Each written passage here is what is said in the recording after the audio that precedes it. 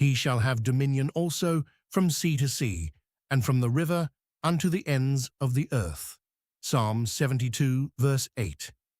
Solomon's prayer expands from duration to geography. The righteous king's reign does not stop at a border or a natural boundary. It stretches from sea to sea, which in the Hebrew mind described the full extent of the known world, from the Mediterranean to the Eastern Sea. Then Solomon pushes further still, from the river unto the ends of the earth. The river refers to the Euphrates, the northeastern boundary of the land promised to Abraham in Genesis 15, verse 18.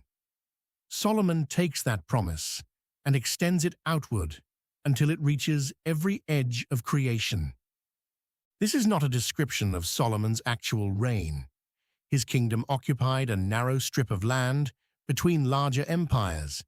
He controlled trade routes and received tribute from surrounding nations, but the ends of the earth remained far beyond his reach. Solomon prays for something his own rule cannot produce. He prays for the son of David, whose dominion fills what the Abrahamic covenant promised, and what no earthly king has ever held.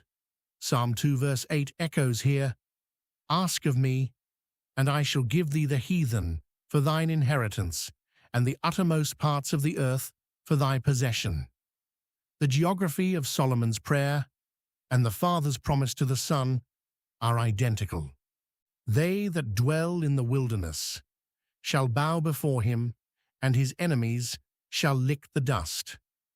Psalm 72, verse 9. Solomon moves from the map to the people who inhabit it.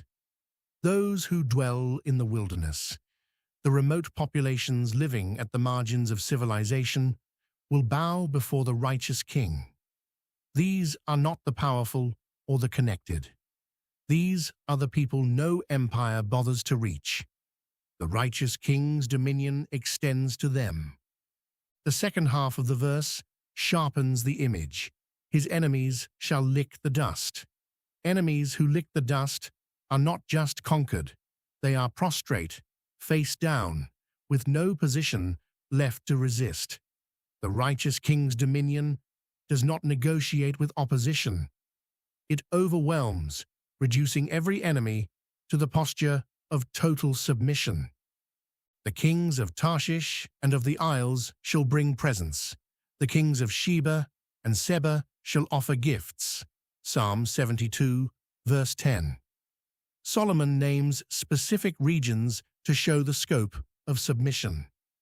Tarshish sat at the western edge of the known world, likely in the Iberian Peninsula or along the North African coast. The isles represent distant coastlands scattered across the Mediterranean. Sheba occupied the southwestern Arabian Peninsula, and Seba refers to a region in northeastern Africa. Solomon places his prayer at every compass point: west, east, south, the distant coastlands, the remote kingdoms. These kings bring presents and offer gifts. The language describes voluntary tribute, not looted spoils. Kings who recognize a greater king bring gifts as acknowledgement of his superior authority. The Queen of Sheba does this when she visits Solomon in 1 Kings 10, verse 2, arriving with camels loaded with spices, gold, and precious stones. That visit fulfills this verse, but the full fulfillment belongs to the one greater than Solomon, whose reign draws kings from every nation to lay their crowns before him. Yea, all kings shall fall down before him, all nations shall serve him. Psalm 72, verse 11.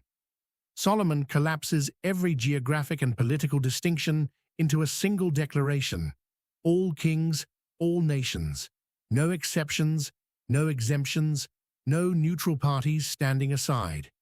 Every king falls down, meaning they take the posture of worship and submission. Every nation serves, meaning active obedience rather than passive acknowledgement. The repetition of all carries the full weight of Solomon's prayer. He is not praying for regional influence or widespread respect. He prays for universal dominion, complete and without remainder.